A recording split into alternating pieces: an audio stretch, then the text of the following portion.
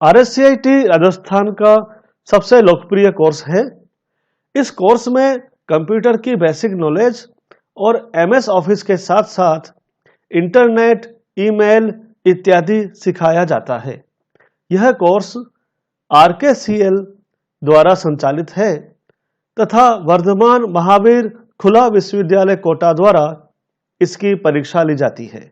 RSCIT की exam प्रत्येक 2-3 महीनों में होती रहती है। इस एग्जाम में स्टूडेंट को 1 घंटे का समय दिया जाता है, जिसमें स्टूडेंट को 35 ऑब्जेक्टिव क्वेश्चंस सॉल्व करने होते हैं। कोई नेगेटिव मार्किंग नहीं होती है। प्रत्येक क्वेश्चन 2 मार्क्स का होता है। 16 जुलाई 2017 को आयोजित RSCIT एग्जाम का क्वेश्चन पेपर मैं आपके सामने प्रस्तुत कर रहा हूं और हम प्रत्येक क्वेश्चन का एनालिसिस भी करेंगे। इस परीक्षा में, इस एग्जाम में जो पहला प्रश्न आया था वह इस प्रकार था। इंटरनेट पर कंप्यूटर डैश डैश डैश के माध्यम से विशिष्ट रूप से पहचाना जाता है। इसे आप ऐसे समझ सकते हैं, इंटरनेट पर कंप्यूटर किसके माध्यम से विशिष्ट रूप से पहचाना जाता है? इसका उत्तर है IP पता, IP एड्रेस। IP का पूरा नाम इंटरनेट प्रोटोकॉल होता है। इसके द्वारा इंटरनेट पर आपके कंप्यूटर को पहचाना जाता है। वास्तव में IP एड्रेस एक नंबर होता है जो इंटरनेट से जुड़े प्रत्येक कंप्यूटर का यूनिक नंबर होता है। यहां आप देख सकते हैं कि IP एड्रेस कैसा होता है।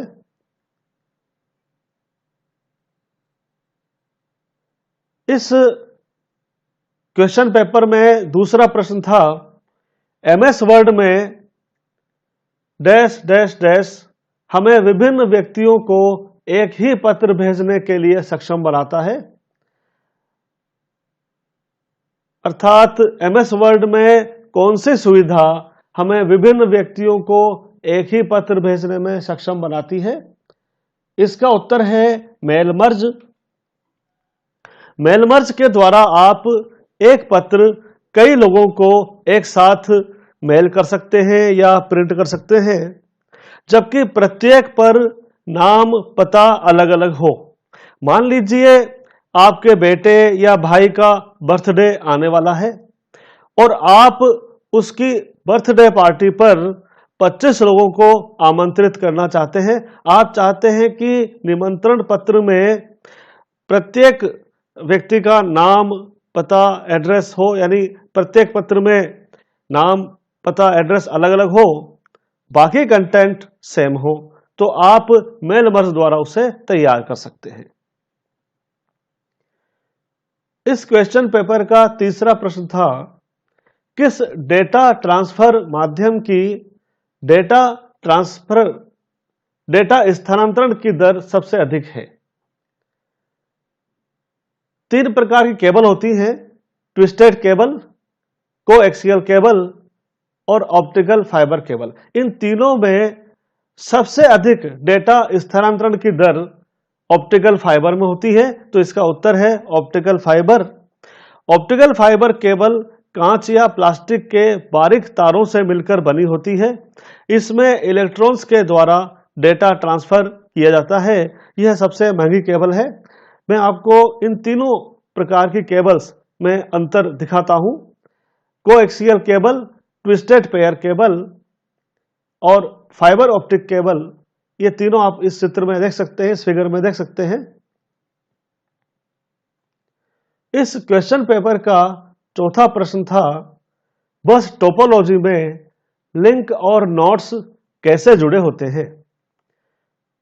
इस प्रश्न के उत्तरों के लिए पहला विकल्प था, प्रत्येक नोड एक केबल से जुड़ा होता है, तो यह बिल्कुल सही है। दूसरा विकल्प है, प्रत्येक नेटवर्क होस्ट एक पॉइंट टू पॉइंट कनेक्शन के साथ एक केंद्रीय केंद्र से जुड़ा होता है, तो यह भी सही है। इसलिए इस प्रश्न का उत्तर है ए और बी दोनों। मैं आपको बस टोपोलॉजी को दिखाता हूं। ये इस प्रकार की होती है बस टोपोलॉजी, यानी कि बस टोपोलॉजी में इस प्रकार से नोड्स जुड़े होते हैं, इस प्रकार से कंप्यूटर्स जुड़े होते हैं। यहाँ इस फिगर में प्रत्येक कंप्यूटर एक नोड है। आप देख सकते हैं कि ये टर्मिनेटर और ये दोनों टर्मिनेटर हैं, और ये जितने भी कंप्यूटर्स हैं ये सब नोड्स हैं। और ये जो केवल इन दोनों टर्मिनेटर के बीच में है, जिनसे प्रत्येक नोड जुड़ा हुआ है, वो उसे बैकबोन केबल कहते हैं। इस क्वेश्चन पेपर का 5वां प्रश्न था, विंडोज 10 का कौन सा इनबिल्ट ऑप्शन हमें एकल स्क्रीन पर 4 विंडोज तक स्थानांतरित करने की अनुमति देता है? तो इसका उत्तर है स्नैप असिस्ट। इस क्वेश्चन पेपर का 6वां प्रश्न था, निम्न में से कौन सा ऐप स्टोर नहीं है? तो एप्पल ऐप स्टोर भी एक ऐप स्टोर है, गूगल प्ले स्टोर भी एक ऐप स्टोर है, विंडोज स्टोर भी एक ऐप स्टोर है। इसलिए इसका उत्तर है उपरोक्त सभी ऐप स्टोर हैं। मैं आपको बता दूं कि एप्पल ऐप स्टोर का उपयोग एप्पल के मोबाइल में, गूगल प्ले स्टोर का उपयोग एंड्रॉयड मोबाइल में, और विंडोज स्टोर का उपयोग विंडोज के मोबाइल में ऐप डाउनलोड करने के लिए किया जाता है। इस क्वेश्चन पेपर का 7वां प्रश्न था, MS एक्सेस 2010 में उपयोगकर्ता द्वारा, उपयोगकर्ता का अर्थ है यूजर, उपयोगकर्ता द्वारा कौन से डेटा टाइप, डेटा प्रकार दर्ज या बदला नहीं जा सकता है? सबसे उपयुक्त विकल्प चुने। तो इसका उत्तर है auto number. Auto number data type एक ऐसा डेटा टाइप है जिसमें वैल्यू ना तो एंटर की जा सकती है और ना ही एडिट की जा सकती है। इसमें वैल्यू ऑटो इंक्रीमेंट होती है। इस क्वेश्चन पेपर का 8वां प्रश्न था, MS पावरपॉइंट 2010 की फाइल को बंद करने के लिए किस तरीके का इस्तेमाल किया जाता है? सबसे उपयुक्त विकल्प चुने। पहला विकल्प था, फाइल टैब पर क्लिक करें और फिर क्लोज विकल्प, क्लोज ऑप्शन पर क्लिक करें, तो यह बिल्कुल सही है। दूसरा विकल्प था, आप विंडो के ऊपरी दाएं भाग पर दिखाई देने वाले क्लोज बटन पर क्लिक कर सकते हैं, तो यह भी सही है। और तीसरा विकल्प है कि कीबोर्ड की शॉर्टकट Ctrl+W का प्रयोग कर सकते हैं, तो यह भी सही है। इस प्रकार से इसका उत्तर है उपरोक्त सभी। इस क्वेश्चन पेपर का 9वां प्रश्न था, वक्तव्य 1 स्टेटमेंट फर्स्ट। ब्राउज़र एक क्लाइंट अनुप्रयोग है। क्लाइंट अनुप्रयोग का अर्थ है क्लाइंट एप्लीकेशन। ब्राउज़र एक क्लाइंट अनुप्रयोग है जो किसी उपयोगकर्ता कंप्यूटर पर चलता है, जो वेब सर्वर से संपर्क करता है और जानकारी के लिए अनुरोध भेजता है। स्टेटमेंट सेकंड, वक्तव्य 2, मोडेम के लिए संक्षिप्त नाम है मॉड्यूलेटर, डीमॉड्यूलेटर। सही विकल्प का चयन करें। तो ये दोनों ही स्टेटमेंट सही हैं, अतः दोनों वक्तव्य 1 और वक्तव्य 2 सही हैं। मैं आपको बता दूं कि मोडेम डिजिटल सिग्नल को एनालॉग और एनालॉग सिग्नल को डिजिटल सिग्नल में बदलने का कार्य करता है, इसलिए इसे मॉड्यूलेटर, डीमॉड्यूलेटर कहा जाता है। मॉड्यूलेटर से MO और डीमॉड्यूलेटर से DEM लेकर मोडेम नाम बनाया गया है। ब्राउज़र के बारे में आपको बता दूं कि ब्राउज़र एप्लीकेशन के उदाहरण हैं Google Chrome, Mozilla Firefox, opera, safari, Microsoft Edge, internet explorer इत्यादि। इस क्वेश्चन पेपर का 10वां प्रश्न है, हैकर्स या दुर्भावनापूर्ण सॉफ्टवेयर, मैलिशियस सॉफ्टवेयर जैसे वर्म्स को नेटवर्क या इंटरनेट के माध्यम से आपके कंप्यूटर तक पहुंचने से रोकने में कौन सहायता करता है? तो इसका उत्तर है फायरवॉल। फायरवॉल कंप्यूटर और नेटवर्क के बीच की दीवार होती है जो कंप्यूटर से जाने वाले वर्म्स और नेटवर्क से आने वाले वर्म्स को वही रोक देती है। आप इस चित्र में देख सकते हैं कि इंटरनेट और आपके कंप्यूटर के बीच एक दीवार का काम करती है फायरवॉल, जो अनवांटेड ट्रैफिक को न आने देती है न जाने देती है।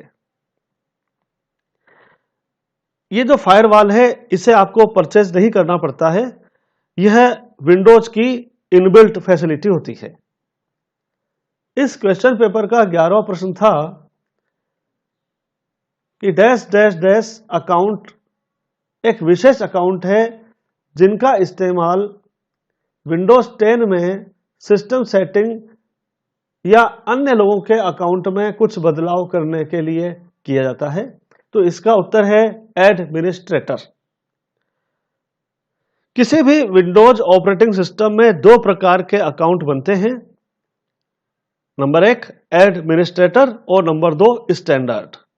एडमिनिस्ट्रेटर अकाउंट होल्डर को विंडोज में किसी भी प्रकार के चेंजेज सेटिंग करने की परमिशन होती है, जबकि स्टैंडर्ड अकाउंट होल्डर को सिर्फ अपने अकाउंट से रिलेटेड चेंजेज सेटिंग करने की परमिशन होती है। इस क्वेश्चन पेपर का 12वां प्रश्न था डॉक्यूमेंट में सभी परिवर्तनों की निगरानी करने के लिए MS वर्ड 2010 कौन से फीचर्स का उपयोग करता है? तो इसका उत्तर है ट्रैक चेंजेज। ट्रैक चेंजेज द्वारा आप एडिटिंग को एक्सेप्ट करके फिर अप्रूव कर सकते हैं या उसे आप रिजेक्ट भी कर सकते हैं। इस क्वेश्चन पेपर का 13वां प्रश्न था ड्रोन क्या है? तो ड्रोन एक मानव रहित हवाई वाहन है। आप इस चित्र में आप देख सकते हैं कि किस प्रकार के होते हैं ड्रोन। इन्हें रिमोट द्वारा हैंडल किया जाता है, रिमोट द्वारा उड़ाया जाता है।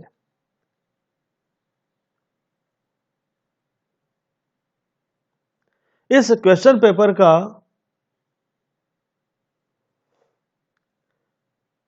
14वां प्रश्न था निम्नलिखित में उपयुक्त विकल्प चुने। पहला है Mozilla Firefox, safari, Google Chrome web browser के उदाहरण हैं, तो यह बिल्कुल सही है। दूसरा विकल्प था मॉनिटर, प्रिंटर, वेबकैम, हार्डवेयर डिवाइसों के उदाहरण हैं, तो यह भी सही है। Windows 7, Android, Linux operating system के उदाहरण हैं, तो यह भी सही है। अतः इसका उत्तर है सभी विकल्प सही हैं। इस क्वेश्चन पेपर का 15वां प्रश्न था MICR का पूरा रूप क्या है, फुल फॉर्म क्या है? तो इसकी फुल फॉर्म है magnetic ink character recognition. MICR एक कैरेक्टर रिकॉग्निशन टेक्नोलॉजी है जिसके द्वारा मैग्नेटिक इंक से कैरेक्टर्स लिखे जाते हैं। उन कैरेक्टर्स को MICR कोड कहा जाता है। जैसे कि बैंक द्वारा जारी किए गए चेक पर सबसे नीचे जो कैरेक्टर लिखे होते हैं वो MICR कोड होते हैं। इन MICR कोड को MICR रीडर द्वारा पढ़ा जाता है और डिकोड किया जाता है, यानी इनमें छिपी जानकारियों को हासिल किया जाता है।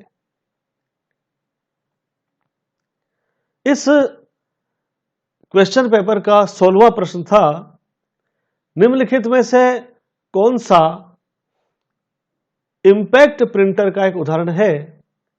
तो आप देख सकते हैं, चित्र में भी आप देख सकते हैं, डॉट मैट्रिक्स प्रिंटर एक इंपैक्ट प्रिंटर है और यही एक इंपैक्ट प्रिंटर का उदाहरण है। डॉट मैट्रिक्स प्रिंटर एक इंपैक्ट प्रिंटर होता है क्योंकि इसमें पेपर पर इंपैक्ट होता है, यानी पेपर पर एक हथौड़े की तरह एक अक्षर गिरता है और रिबन पर गिरता है पहले और रिबन से स्याही पेपर पर लग जाती है जिससे कि प्रिंटिंग होती है। मैं इस वीडियो को ज़्यादा लंबा नहीं बनाना चाहता, अतः हम इस भाग 1 को यही रोकेंगे और बाकी प्रश्नों का एनालिसिस आप भाग 2 में देखेंगे। धन्यवाद।